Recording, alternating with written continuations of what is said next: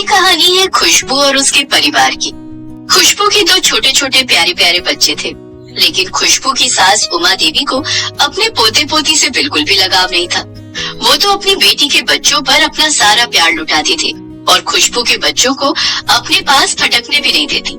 ऐसे में खुशबू के बच्चों ने अपनी दिवाली कैसे मनाई, आइए देखते हैं। शाम को दरवाजे की घंटी बजी तो खुशबू ने दरवाजा खोला। सामने सास उमा देवी हाथों में बहुत सारा सामान लिए खड़ी थी। अरे दरवाजे पर ही खड़ी रहेगी या अंदर भी आने देगी? मुझे पता है तू तो मुझे घर से निकालना चाहती है, लेकिन मैं यहाँ से कहीं नहीं जाऊंगी। ये आप क्या कह रही है माँ जी? मैं भला आपको घर से क्यों निकालना चाहूंगी? अच्छा ठीक है, अब बहस मत कर। जाके मेरे लिए एक गिलास पानी ला और एक कप चाय भी लाना। साथ में खाने के लिए कुछ नमकीन भी लेती आना। उमा देवी को देखते ही दोनों बच्चे ज्योति और मनोज अपनी दादी से लिपट जाते हैं। दादी, तुम बाजार से हमारे लिए क्या लाई हो? तुम पटाखे लाई हो ना? दादी हमें भी पटाखे दो ना। अरे हट, दूर हटो तुम दोनों, पता नहीं कहाँ से चले आते हैं। मैं तुम दोनों के लिए कुछ नहीं लाई। उमा ने दोनों बच्चों को झिड़क कर दूर हटा दिया, लेकिन मनोज ने दादी का पीछा नहीं छोड़ा। उसे पटाखे बहुत पसंद थे। वो इस इंतजार में था कि दादी पटाखे लाएंगी और उसे देंगी। नहीं दादी, हमें पता है तुम दिवाली की शॉपिंग करने गई थी, तुम जरूर कुछ लाई हो। तुम पटाखे लाई हो ना दादी? कितनी बार कहा है मुझसे दूर रहा करो तुम दोनों, फिर भी आ जाते हैं मेरा दिमाग खाने। तुम्हारे लिए कुछ नहीं लाई हूँ। तुम लोगों को पता भी है कि पटाखे कितने महंगे हो गए हैं। मैं कोई पटाखे नहीं लाई। पटाखे खरीदना तो रुपयों में आग लगाने जैसा है। मेरे पास पटाखे खरीदने के लिए इतने फालतू पैसे नहीं है। तुम पटाखे लाई हो ना? तुझे उससे क्या? तू जाकर अपनी पढ़ाई कर। आने दे तेरे पापा को। तेरी शिकायत लगाऊंगी कि पढ़ाई नहीं करता है और मुझे परेशान करता है। तभी चाय लेकर खुशबू वहाँ आ गई। बच्चों चलो जाओ, तुम लोग बैठकर अपना होमवर्क पूरा करो। दादी अभी बाहर से आई है ना, थकी हुई है, उन्हें परेशान मत करो। दोनों बच्चे वहाँ से चले गए। खुशबू जब कमरे में आई तब ज्योति ने कहा, माँ दादी हमसे प्यार नहीं करती है ना? हमें पता है दादी हमें खुद से दूर क्यों भगाती है। खुशबू बच्चों को डांटते हुए कहती है, ज्योति और मनोज दादी के बारे में ऐसे नहीं कहते। वो तुम दोनों को बहुत प्यार करती है। आज के बाद तुम दोनों ने दादी के बारे में ऐसे बोला तो तुम दोनों को खाना नहीं दूंगी। माँ की प्यार भरी धमकी सुनकर दोनों बच्चे तो चुप हो जाते हैं, लेकिन ये बात खुशबू भी अच्छी तरह से जानती थी कि उमा देवी उसके बच्चों से ज्यादा अपनी बेटी कलिका के बच्चों को प्यार करती थी। रात को खुशबू के पति अनिरुद्ध जब घर आए तब उमा देवी ने उससे बच्चों की शिकायत की। समझा ले दोनों नालायकों को, मेरा जीना हराम कर रखा है दोनों ने। मैंने इतने शैतान बच्चे कभी नहीं देखे, बिल्कुल अपनी माँ पर गए हैं। बच्चों कान खोल कर सुन लो, आज के बाद अगर मैंने तुम दोनों की शिकायत सुन ली तो मुझसे बुरा कोई नहीं होगा। तुम दोनों को कोई नहीं बचा पाएगा। ठीक है पापा, आज के बाद हम दोनों दादी को परेशान नहीं करेंगे। उमा, ये तुम ठीक नहीं कर रही हो। ज्योति और मनोज हमारे पोते पोती है, न जाने तुम्हें उनसे प्यार क्यों नहीं है। तुम हमेशा अनिरुद्ध से उनकी शिकायत करती हो, ये बहुत गलत है।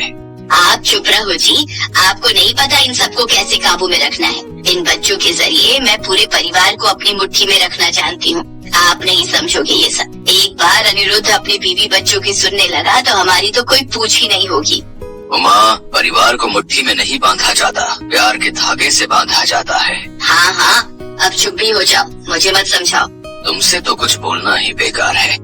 दूसरे दिन जब सब सुबह का नाश्ता कर रहे थे तभी घर के दरवाजे की घंटी बजी। अरे अब इस वक्त कौन आ गया सुबह सुबह? आप नाश्ता कीजिए, मैं देखती हूँ। खुशबू ने दरवाजा खोला तो बाहर ननद कलिका अपने दो बच्चों के साथ खड़ी थी। अरे कलिका दीदी, आओ। हाय भाभी, कैसी हो? मैं ठीक हूँ। और दामाद जी कैसे हैं? खुशबू और कलिका बातें कर रही होती हैं कि तभी कलिका के दोनों बच्चे परम और चिंकी भागकर नानी के पास जाते हैं और उमा देवी दोनों को गले से लगा लेती हैं। नानी नानी नानी, आ गए तुम दोनों। मेरे सोना चांदी, मेरे हीरा मोती, मैं तुम दोनों को ही याद कर रही थी। परम, चिंकी, नानी को नाश्ता करने दो बेटा। लेकिन उमा अपने नाश्ते को भूलकर परम और चिंकी को खूब प्यार कर रही थी। मनोज और ज्योति ये सब देख रहे थे। अरे खुशबू, कलिका और बच्चों को भी नाश्ता दो। जी माँ जी, अभी लाई। अरे कलिका बेटा, आज कैसे आना हुआ? परसों तो दिवाली है। पापा, परम के पापा ऑफिशियल टूर पर बाहर गए हैं। दिवाली पर भी वो यहाँ नहीं रहेंगे तो मैं इस बार दिवाली आप लोगों के साथ मनाने यहाँ चली आई। लेकिन तुम्हारे सास ससुर तो है ना, तुम्हें उन दोनों को इस तरह अकेला छोड़कर यहाँ नहीं आना चाहिए। क्यों नहीं आना चाहिए? आप तो हमेशा मेरी बेटी के पीछे पड़े रहते हैं। हमने शादी कर दी, इसका मतलब ये तो नहीं है कि ये घर इसका नहीं है। ये यहाँ आ भी नहीं सकती। उमा, तुमसे तो कुछ कहना ही फिजूल है। मेरे कहने का ये मतलब नहीं था। कलिका को अपनी दिवाली अपने घर में मनानी चाहिए। आपका क्या मतलब है मैं अच्छे से समझती हूँ। मैं बता रही हूँ, कलिका इस बार दिवाली यही मनाएगी बस। नानी, आप हमारे लिए पटाखे लाई हो ना? नानी, मुझे पटाखे बहुत पसंद हैं। और मुझे फुलझड़ियाँ जलाना।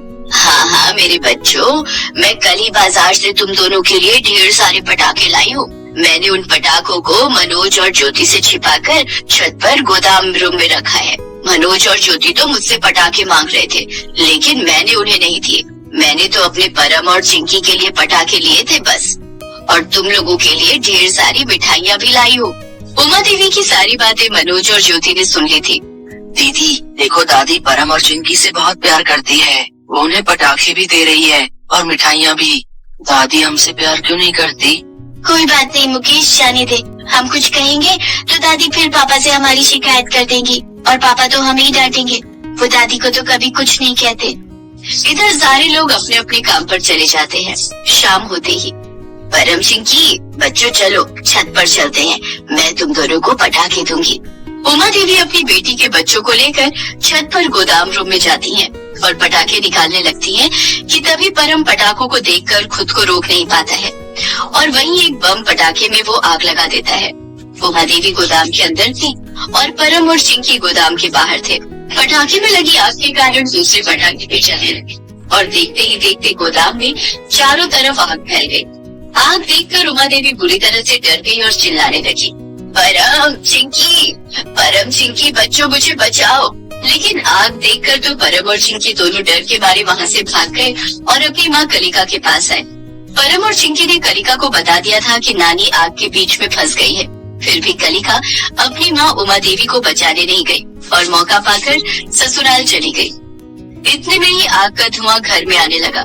धुआं देखकर खुशबू चौंक गई। अरे ये धुआं कैसा? ये धुआं तो छत से आ रहा है और पटाखों के जलने की बदबू भी आ रही है। खुशबू भागकर छत पर आई तो देखा उमा आग की लपटों में फंसी चिल्ला रही थी। माँ जी आप चिंता मत कीजिए, मैं अभी कुछ करती हूँ। खुशबू अपनी जान की परवाह न करते हुए एक कंबल ओढ़कर आग की लपटों के बीच कूद गई और उमा को वो कंबल उठाकर आग से बाहर ले आई। इतने में मनोज और ज्योति ने फायर ब्रिगेड को फोन कर दिया था। थोड़ी देर में फायर ब्रिगेड भी आ जाता है और कड़ी मशक्कत के बाद आग पर पानी आ जाए। ज्योति बेटा जल्दी से एम्बुलेंस को फोन कर, दादी को अस्पताल लेकर जाना है। ज्योति और मनोज एम्बुलेंस को फोन करते हैं। साथ ही वो अनिरुद्ध और सत्येंद्र बाबू को भी फोन करके सब बताते हैं। थोड़ी देर में एम्बुलेंस आ जाती है और खुशबू अपनी सास उमा को अस्पताल ले जाती है। आग में उमा बुरी तरह से झुलस गई थी। आग की लपटों ने खुशबू को भी काफी नुकसान पहुंचाया था। अरे अब कलिका कहाँ है? कहाँ है? अरे वो तो अपनी माँ को जलता हुआ देखकर ही भाग गई थी। अपने बच्चों को लेकर ससुराल चली गई। ऐसा नहीं हो सकता, ना जाने मेरी बेटी कहाँ होगी। आप जरा कलिका बेटी को फोन लगा दीजिए। सत्येंद्र बाबू कलिका को फोन लगाते हैं और फोन स्पीकर पर डाल देते हैं। कलिका बेटी आज तो मेरी जान जाते जाते बच गई। बेटी मेरी हालत बहुत बुरी है, तू मुझसे आकर मिल ले, शायद मैं अब नहीं बचूंगी। देखो माँ तुम अभी हॉस्पिटल में हो, तुम्हें देखभाल की जरूरत है और मुझसे किसी की तीमारदारी नहीं होती। खुशबू भाभी है ना तुम्हारा ख्याल रखने के लिए। वैसे भी मैं वहाँ आकर अपने बच्चों की दिवाली खराब नहीं कर सकती।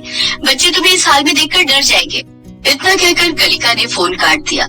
सुन लिया अपने लाडली बेटे की बातों को, जिसके बच्चों को तुम ज्योति और मनोज से ज्यादा प्यार करती थी, जिनके लिए तुमने ज्योति और मनोज से छिपाकर पटाखे रखे थे, वही तुम्हारे बुरे समय में तुम्हें छोड़कर चली गई। और तुम्हें पता है ज्योति और मनोज ने फोन करके एम्बुलेंस को बुलाया और तुम्हें अस्पताल लेकर आए। उमा देवी की आंखों से पश्चाताप के आंसू बह रहे थे।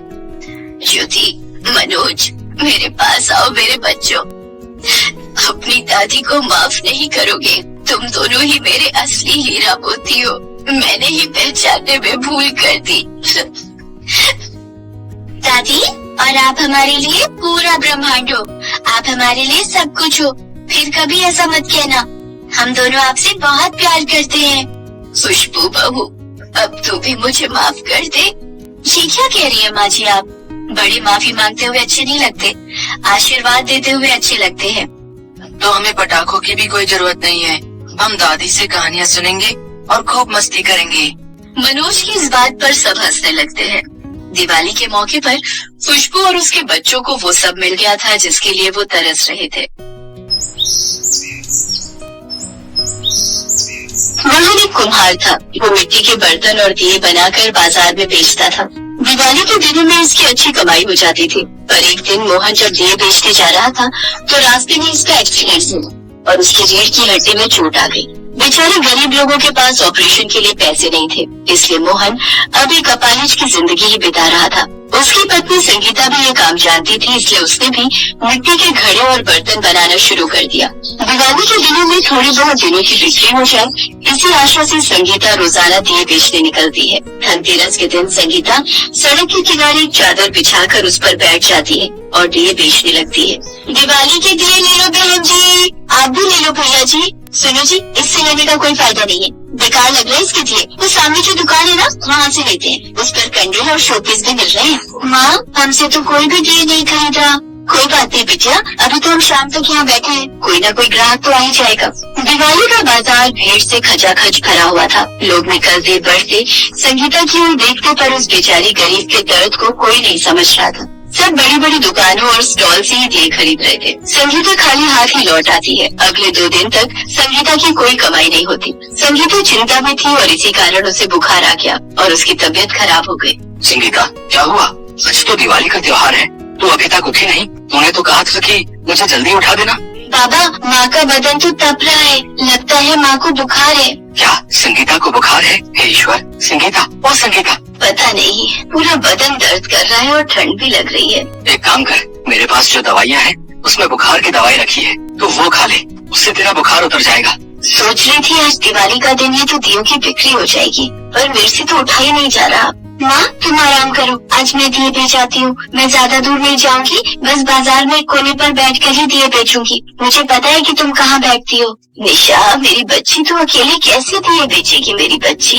निशा देवी लक्ष्मी की मूर्ति के आगे प्रार्थना करती है। हे लक्ष्मी माँ, माँ आपसे रोज प्रार्थना करके दिए बेचने जाती है, पर हमारे दिए कोई भी नहीं खरीदता। आज तो माँ भी बीमार है और दिवाली का दिन है, मैं अकेले ही दिए बेचने जा रही हूँ। आप मेरा साथ दोगी ना? आप ऐसा कुछ करो कि आज मेरे दिए बिक जाए। माँ कहती है कि आप अपने भक्तों की प्रार्थना जरूर सुनती हो, इसलिए आप मेरी भी प्रार्थना सुन लो।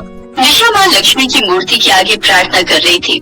उसे प्रार्थना करते देख संगीता और मोहन दोनों की आंखों में आंसू आ जाते हैं। आज भी दोनों लाचार थे। उनके पास माँ लक्ष्मी से प्रार्थना करने के सिवा कोई रास्ता नहीं था। निशा टोकरी में दिए रखकर बाजार में बेचने चली जाती है और बाजार के कोने पर बैठकर दिए बेचने लगती है। छोटे से बच्चे को देखकर कुछ देर के लिए लोग रुकते, पर फिर आगे बढ़ जाते। निशा बहुत मायूस थी, उदास थी।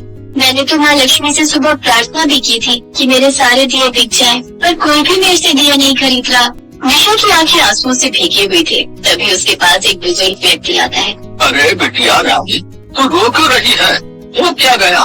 मेरे दिए नहीं बिके, माँ की तबीयत भी ठीक नहीं है। मैंने सोचा दिए बिक जाएंगे तो माँ बाबा बहुत खुश होंगे, पर कोई भी मेरे से दिए नहीं खरीद रहा। बस इतनी सी बात, लाओ मैं तुम्हारे दिए खरीद देता हूँ। सच? आप ये दिए खरीदोगे? हाँ बेटा, मुझे तो ढेर सारे दिए चाहिए। एक काम करो, तुम मुझे सारे दे दो। बुजुर्ग व्यक्ति का नाम मनोहर लाल था। वो स्वभाव से बहुत ही दयालु थे। रमेश, ये सारे दिए गाड़ी में रखवा दो। आज शाम को दिवाली पूजन में यही दिए जलाए जाएंगे। बेटिया, अब तो मैंने तुम्हारे सारे दिए खरीद लिए, पर तुम्हारा घर कहाँ है?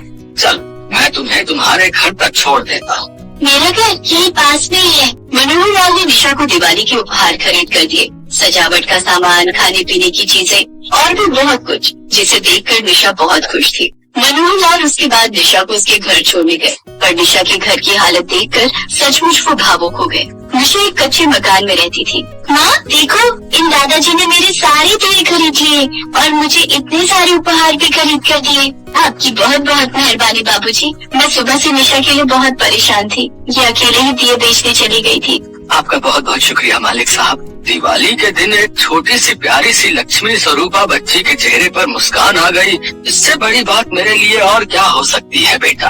मेरे पास भगवान का दिया सब कुछ है। मैं तो अपने पोता पोती के लिए दिवाली के उपहार लेने निकला था, तभी मेरी नजर निशा पर पड़ी। इसे देखकर मैं सचमुच हैरान हूँ। ये बच्ची अपने परिवार के लिए इस उम्र में कितनी मेहनत का काम कर रही है। मुझे तुम्हारी बच्ची पर गर्व है। देखना, बड़ी होकर ये तुम दोनों का नाम जरूर रोशन करेगी। बेटा, ये 5,000 रुपए दियों के जो तुमने इतनी मेहनत से बनाए थे। बहुत बहुत शुक्रिया बाबूजी, कई एहसान हमें हमेशा याद रहेगा। मनोहर लाल की छोटी सी कोशिश से संगीता और उसके परिवार का दिवाली का त्योहार खुशियों में बदल जाता है।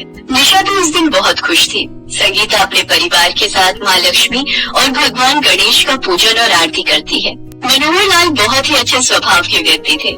उन्होंने निशा के पिता का इलाज करवाया और कुछ ही समय में मोहन ठीक हो गया और फिर से काम करने लगा।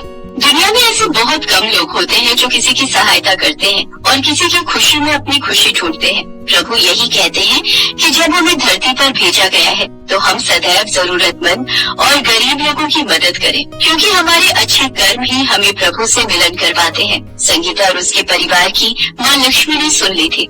माँ लक्ष्मी की कृपा से संगीता के जीवन में खुशियाँ आ जाती हैं। दोस्तों, अगर आपको ये कहानी अच्छी लगे तो वीडियो को लाइक और चैनल को सब्सक्राइब करें।